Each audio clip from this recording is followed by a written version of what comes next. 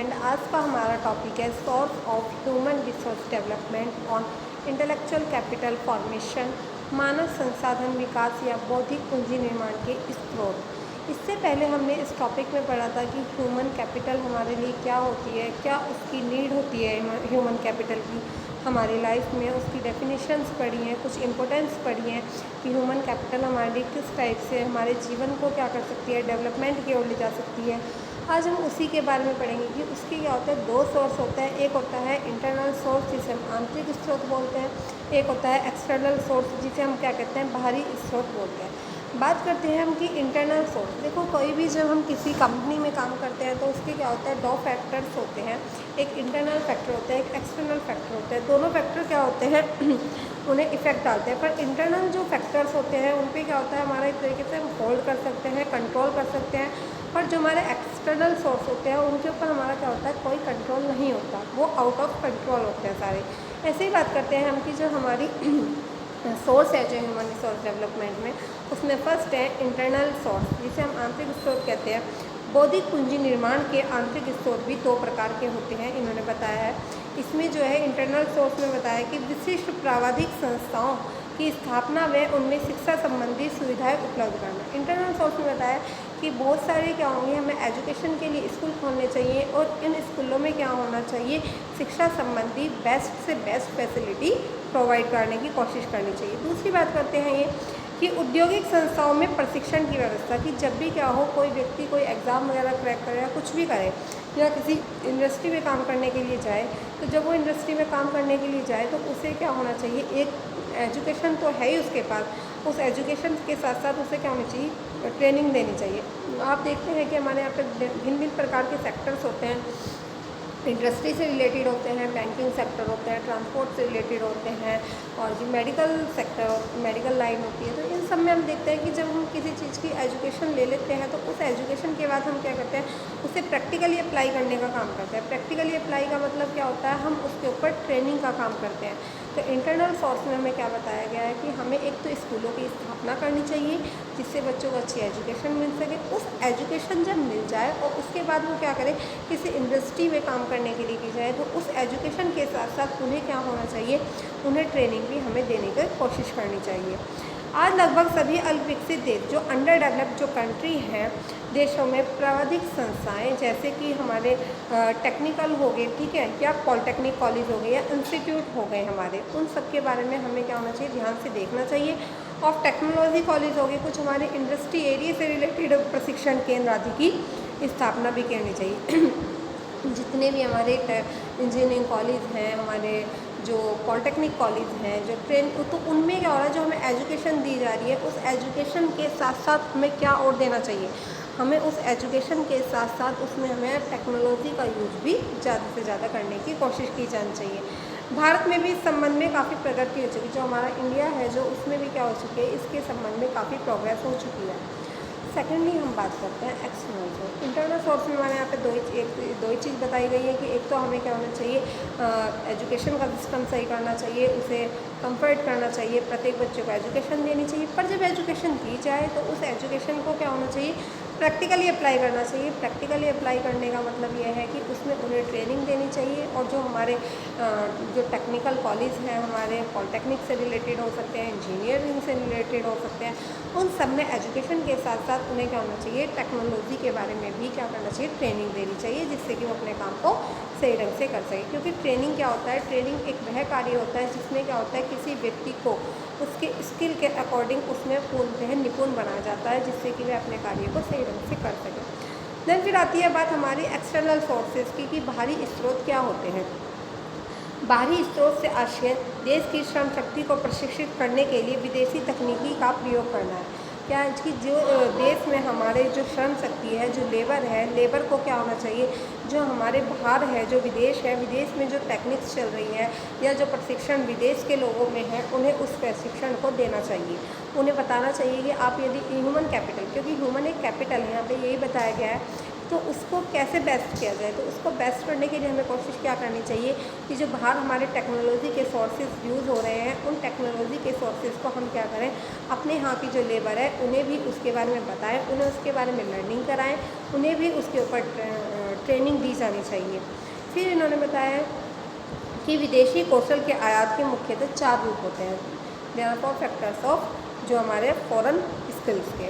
उसमें फर्स्ट है विदेशी प्रावधानिकों को स्थायी एवं अस्थायी आधार पर देश में नियुक्त किया जाए। उन्हें क्या होना चाहिए, कुछ को फिक्स्ड और कुछ को अनफिक्स्ड जो है उन्हें नियुक्त करनी चाहिए। क्या फर्स्ट बताया कि उन्हें फिक्स्ड और अनफिक्स्ड नियुक्त करना चाहिए। सेकंड बात करते हैं हम इनकी कि अल्पकाल के लिए विदेशों से घरेलू श्रमिकों के प्रशिक्षण के लिए प्रशिक्षित व्यक्तियों को आमंत्रित किया जाए। सिंपल सी बात है कि जब हम उन्हें प्रशिक्षण दिलाएं तो प्रशिक्षण के लिए हमारे पास सबसे बड़ी जो हमारी रिस्पॉन्सिबिलिटी रहती है कि प्रशिक्षण ऐसे व्यक्तियों के द्वारा किया जाए जो उस कार्य में पूरी तरह से निपुण हो, जिनमें पूरी तरह से वो डेवलप्ड हो चुके हों। तो जो बाहर कंट्री में जो टेक्निक्स चल रही हैं, उन टेक्निक्स को जो लोग चला रहे हैं, तो उसमें जो व्यक्ति पूरी तरह से कुशल है उन व्यक्तियों को यहाँ पे बुलाया जाए, आमंत्रित किया जाए और जो हमारे लेबर हैं उनको उनके द्वारा क्या हो जाए, ट्रेनिंग करवाई जाए। ठीक है। थर्ड बात करते हैं देश के श्रमिकों को प्राविधिक ज्ञान एवं प्रशिक्षण हेतु विदेश भेजना। जो श्रमिक यहाँ पे काम कर रहे हैं तो एक्सटर्नल सोर्सेज में बताया गया कि उन श्रमिकों को हमें क्या करनी चाहिए, कोशिश करनी चाहिए कि हम उन श्रमिकों को बाहर भेजें। बाहर भेजेंगे तो जिससे क्या हो सके, उनके अंदर ज़्यादा से ज़्यादा डेवलपमेंट आ सके, वो बाहर की टेक्निक्स को सीखें, उसे देखें, क्योंकि देखना और सीखना दोनों हमारे क्या होते हैं, स्किल्स को ज़्यादा डेवलप करते हैं। उसको देखें, उसे सीखें, फिर उसे अप्लाई करने की कोशिश करें कि हम अपने इंडिया में इस टेक्निक्स को कैसे बेस्ट से बेस्ट बना सकते हैं। फोर्थ बात आती है इसमें कि विदेशी श्रमिकों को देश में प्रवास करने हेतु प्रोत्साहित किया जाए। कि जो विदेशों के जो लेबर हैं उन्हें क्या करा जाए, हमारे यहाँ पे हमारी कंट्री में बुलाया जाए और उनसे क्या होगा, उनसे काम कराया जाए, ज़्यादा से ज़्यादा उन्हें अच्छा पेमेंट किया जाए, उनसे अच्छा काम लिया जाए। तो इसमें हमारे यहाँ पे 2 सोर्स थे, internal source, external source. External source में यही बताया गया है कि जो हमारा फर्स्ट पॉइंट है कि जो विदेशी जो श्रमिक हैं, हमारे विदेशी प्रावधानिकों को स्थायी व अस्थायी रूप से नियुक्त किया जाए। बाहर से जो लोग इस काम में पूरी तरह से निपुण हैं, जो इस काम को ट्रेनिंग का काम करते हैं, उन्हें भारत या अदर कंट्री में जो अंडर डेवलप्ड क्षेत्र हैं उन्हें वहाँ पे बुलाया जाए और उन्हें उनके ज़रिए क्या हो जाए, ट्रेनिंग दिलाई जाए। ट्रेनिंग दिलाने के बाद इन्होंने थर्ड पॉइंट बताई कि विदेशों में जो श्रमिक है, जो काम अच्छा कर रहे हैं, उन्हें क्या करा जाए, भारत बुलाया जाए और भारत में उनसे काम लिया जाए। तथा हमारे यहाँ के जो लेबर हैं उन्हें क्या करा जाए, फॉरेन कंट्री में भेजा जाए। फॉरेन कंट्री में भेज के जो डेवलप्ड है, जो वहाँ पे टेक्नोलॉजी का यूज़ हो रहा है, ज़्यादा से ज़्यादा उस टेक्नोलॉजी का यूज़ करने के लिए उन्हें बताया जाए। 2 सोर्स के बाद हम तीसरे बात करते हैं कि इसकी कुछ लिमिटेशन है। Limitation of human capital formation in under developed countries की कुछ लिमिट है। इसकी जो अंडर डेवलप्ड कंट्री है उनकी क्या लिमिट है। तो दूसरी जो बात करते हैं हम अविकसित देशों में मानव पूंजी निर्माण की सीमाएँ। फर्स्ट है इसमें लेक ऑफ फाइनेंस, जिसे हम कहते हैं वित्त की कमी। सेकंड हमें प्रेडिटी टू ट्रेडिशंस, परंपराओं को जिसमें होती है प्राथमिकता दी जाती है। थर्ड है हमारा इंडिफरेंस टूवर्ड्स इनोवेशन, उदासीनता नविचार की ओर ले जाती है। फोर्थ है हमारा एग्रीकल्चर इकोनॉमी, कृषि की जो अर्थव्यवस्था है। और फिर है हमारा लॉन्ग पीरियड प्रोसेस, कि ये क्या होता है, एक लंबे टाइम तक चलती है। सबसे पहले जब हम बात करते हैं इसमें लेक ऑफ फाइनेंस, इसमें क्या होता है, लेक ऑफ फाइनेंस का मतलब होता है कि जो हमारी अविकसित देशों में मानव पूंजी निर्माण की सीमा की सबसे बड़ी जो कमी है वो है लेक ऑफ फाइनेंस। कि यहाँ पे क्या है, लोगों के पास वित्त की, धन की, इन्वेस्टमेंट करने के लिए पैसे की बहुत ज़्यादा कमी है। अब देखो जहाँ पे क्या होगा, पैसे की कमी होगी, लोग इन्वेस्टमेंट नहीं कर पाएंगे, उनके पास वित्त की कमी होगी, तो वहाँ पे क्या होगा, जो कंट्री है वो डेवलप नहीं हो पाएगा। क्यों? क्योंकि यहाँ पे क्या है, पहले जैसे हमने चैप्टर में पढ़ा है कि गरीबी यहाँ पे बहुत ज़्यादा मिलेगी। तो गरीबी मिलने के कारण क्या होगा, लोगों के पास धन नहीं होगा, उनके पास क्या होगा, पैसे की कमी होगी, वित्त की कमी होगी, जिस कारण से क्या होगा, वो अपना जो काम है वो नहीं कर सकते या अपने पैसे को कहीं पे इन्वेस्टमेंट नहीं कर सकते, क्योंकि उनके पास इतनी कमी है कि वो अपनी यहाँ तक की इसेंशियल्स नीड्स भी कई बार कंप्लीट नहीं कर पाते। तो इसमें फर्स्ट बताया गया है हमें कि इसमें क्या है, लेक ऑफ फाइनेंस जो है हमारे लिए बहुत बड़ी प्रॉब्लम्स होती हैं। लेक ऑफ फाइनेंस की मानवीय पूंजी निर्माण अर्थात कार्यशील श्रम शक्ति में कौशल निर्माण हेतु विदेशी तकनीकों का आयात करने के लिए जो विदेश में जो टेक्निक्स यूज़ करी जा रही हैं उनको इंपोर्ट करने के लिए हम उन टेक्निक्स को यूज़ ही नहीं कर सकते। तो हमारा देश क्या होगा, डेवलप कैसे होगा, जब उन टेक्निक्स को यूज़ नहीं कर पाएंगे हम। क्योंकि हमारे पास इतना पैसा नहीं है कि जो विदेशों में टेक्निक्स यूज़ हो रही हैं उनको हम खरीद सकें तथा उनको खरीद के हम क्या कर सकें, अपने बिजनेस को हम क्या कर सकें, डेवलप कर सकें ज़्यादा से ज़्यादा।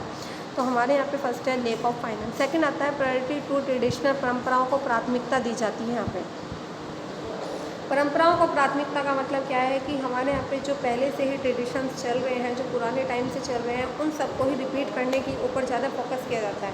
कुछ नया करने के लिए, कुछ नया इनोवेट करने के लिए, कुछ नया इनोवेशन करने के लिए कुछ नहीं है। तो इन्होंने बताया है कि जो रूढ़िवादी विचारधारा है कि जैसा पूर्वज करते थे हम बस वैसा ही करेंगे, उससे अलग कुछ नहीं करेंगे, जो चलता आ रहा है उसी को आगे भी हम चलाते रहेंगे।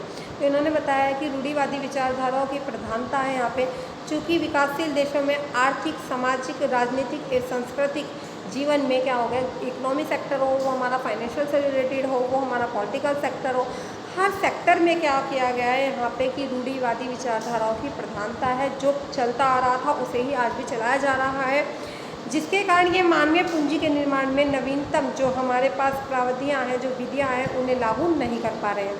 तो यहाँ पे क्या होगा, परंपराओं को प्राथमिकता दी जा रही है। हर सेक्टर में हो, इकोनॉमी का सेक्टर हो, पॉलिटिकल का सेक्टर हो, सोशियोलॉजी का सेक्टर हो, हर सेक्टर में क्या हो रहा है जो प्राथमिकता दी जा रही है वो परंपराओं को दी जा रही है। थर्ड बात करते हैं, इंडिफरेंस टूवर्ड्स इनोवेशन, उदासीनता नवविचार की ओर ले जाती है। जो हमारी उदासीनता है वो क्या होती है, नवविचार की ओर ले जाती है।